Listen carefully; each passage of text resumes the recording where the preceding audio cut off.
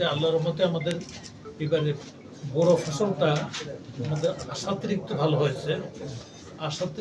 হয়েছে, এবং সেখানে আমাদের প্রধান ভয়টা থাকে হাওর এলাকাতে যদি অগ্রিম ফ্ল্যাশ ফ্লাড যেটা হয় তাহলে কিন্তু আমার প্রায় 30 লক্ষ টনের মতো চাল চলে যায় হাওর অঞ্চলে। যে মোট হাওরের যে জেলাগুলি আছে বৃহত্তর সিলেট প্লাস কিশোরগঞ্জ, নেত্রকোনা, 6-7টা প্লাস এখানে ব্রাহ্মণবাড়িয়া জেলার 2-3টা উপজেলা, এই 7টা জেলার হয়। তো ওইটাও ভালোভাবে উঠছে, বাকি দেশে ভালোভাবে উঠতেছে এবং চিটাগাংয়ের দিকেও ভালো ফসল হয়েছে। প্লাস আমাদের বর্তমানে খাদ্য ভাণ্ডার বলা হয় উত্তরবঙ্গকে, দেশের উত্তরাঞ্চলকে, সেখানে রাজশাহী এবং রংপুর বিভাগেও খুব ভালো ফসল হয়েছে এবং সেখান থেকে আমরা খবর পাচ্ছি।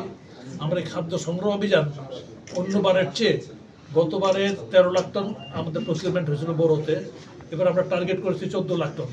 ইনশাল্লাহ আমরা আশা করছি ছাড়াই যাবো। গতবার ধান প্রকিউরমেন্ট হয়েছিল 3 লাখ টন, আমরা এবার টার্গেট করেছি 3.5 লাখ টন। সেটাও ইনশাল্লাহ আমরা টার্গেটকে ছাড়িয়ে যাওয়ার ইচ্ছা আছে।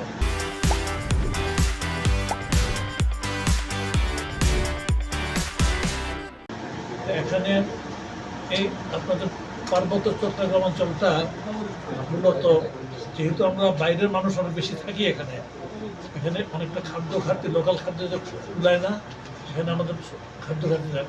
তো এগুলির জন্য আমাদের গুদামে পর্যাপ্ত খাদ্যশস্য আছে, বরং গুদামে মজুত করা মানে স্থানের কিছুটা বর্তমানে সংকটও আছে। সেই সংকটটা মোকাবেলা করার জন্য বিভিন্ন ধরনের ব্যবস্থা নেওয়া হচ্ছে। আমরা ইনশাল্লাহ দেশের খাদ্য পরিস্থিতি আল্লাহর রহমতে ভালো, এবং যদি বোরো ধানের ভালো ফলন হয় তাহলে আপাতত বিদেশ থেকে চাল কেনার দরকার হবে না। আর গমের ব্যাপার যেটা বলেন, গম কিন্তু গোটা বাংলাদেশেই একটা খবর রাখেন। আপনারা জানেন বর্তমানে আমরা মধ্যবিত্ত ঘরের মানুষ যারা, তারা কিন্তু একবেলা রুটি খেয়ে হতো। আগে যেমন 3 বেলায় ভাত খেত, একবেলা রুটি খাওয়ার কাজটা হয়ে গেছে। প্লাস আপনার হোটেল রেস্টুরেন্টে যান, যেখানে যান পরোটা খাচ্ছে বা বিভিন্ন গম বা আটা বা ময়দার খাচ্ছেন, বিভিন্ন জিনিস পাবে, বিস্কিট বলে এগুলো। এতে কিন্তু দেশে 70 লক্ষ টন গমের দরকার হয়, কিন্তু আমরা মোটে উৎপাদন করি 10 লক্ষ টন। বাকি 60 লাখ টন কিন্তু দেশে আমদানি করা হয়। তো সেই আমদানিটা বেশিরভাগই সিংহভাগই বেসরকারি সেক্টরে করে। সরকারি সেক্টরে আমরা কম, আগামী বছর হয়তো 6 থেকে 7 লাখ টন আমরা ইম্পোর্ট করব। আমরা ইম্পোর্টের মধ্যে মূলত আমাদের কিছু এসেন্সিয়াল কনজিউমার বলা হয়, যাতে রেশন দিতে হয়, সরকার দিতে হয়, যুগবাহিত আর্মিকে দিতে হয়, পুলিশকে দিতে হয়, আনসারকে দিতে হয়, বিজেপিকে দিতে হয়, সবাইকে দিতে হয়। ইভেন জেলখানায় কয়েকদিন থেকে আরম্ভ করে কারারক্ষী পদ্ধতি তাদেরকেও দিতে হয় রেশনটা। সেইটা ছাড়াও আমাদের সরকারের কিছু কল্যাণমূলক আছে, ওএমএস আছে, যেমন তাহলে বেতন ওএমএস আছে। তারপরে আছে আপনার ধরেন ওই যে খাদ্য বান্ধব কর্মসূচি বলে একটা আছে।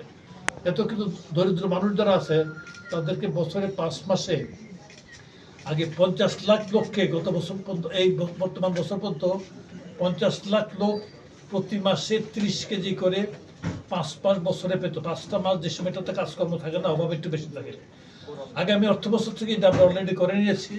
এটা হবে 6 মাস, 50 লাখের পরিবর্তে 55 লাখ হবে। তো আল্লাহর রহমতে খাদ্য পরিস্থিতি ভালো, দোয়া করেন ফসলাদি সবসময় ভালো হোক। আর শুধুমাত্র বড় দিয়েই আমাদের না, বড়োর পরে আছে আউশ খুব মেজর ফসল না হলে, এরপরে আছে আমন। গতবার আমরা একটা বড় ধাক্কা খেয়েছিলাম এই সরকার আসার পরে দেশের উত্তর পূর্বাঞ্চলে একটা ফ্ল্যাশ ফ্লাডে এই ফেনী, নোয়াখালী, কুমিল্লা, ব্রাহ্মণবাড়িয়া সহ বিরাট পরিমাণে ফসল নষ্ট হয়েছিল। এই কারণে আমাদের যথেষ্ট পরিমাণে চাল আমদানি করতে হয়।